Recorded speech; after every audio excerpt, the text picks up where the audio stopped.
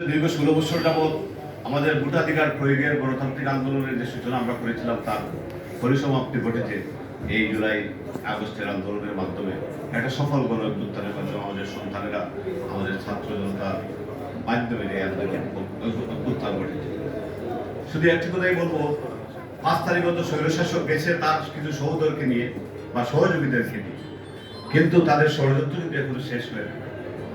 ষড়যন্ত্র শেষ হয় নাই, তারা প্রতিনিয়ত বিভিন্নভাবে এদেশের বুকে আবারও তাদের সেই জঙ্গি কায়দায় সন্ত্রাসী কার্যকলাপ চালানোর পায়তারা করেছে।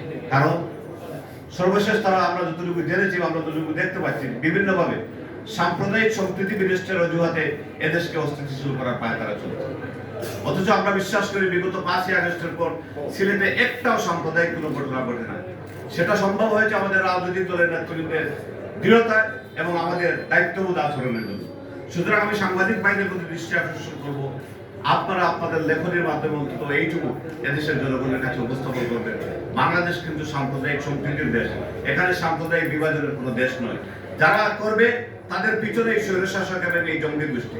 কারণ এই স্বৈরশাসকের কাছে টাকা আছে, অস্ত্র আছে। জঙ্গি গোষ্ঠী কারা? যাদের কাছে টাকা থাকবে, অস্ত্র থাকবে। এই স্বৈরশাসকের কাছে টাকা আছে, অস্ত্র আছে, তারা এই জঙ্গি কাজ করবে। সুতরাং সেই ব্যাপারে আমাদেরকে সতর্ক থাকতে হবে। পরিশেষে আজকের এই সবাই আমাকে, I'm very pleased to honor to be here standing with all this person, basically আমাদের এই প্রিয় নেতৃবৃন্দ। আমি তাদের বক্তব্য শোনার জন্য অপেক্ষা করছি, ওনার অভিজ্ঞতা শোনার জন্য আমরা অপেক্ষা করছি। সবাইকে ধন্যবাদ। আসসালামু আলাইকুম। বাংলাদেশ জিন্দাবাদ।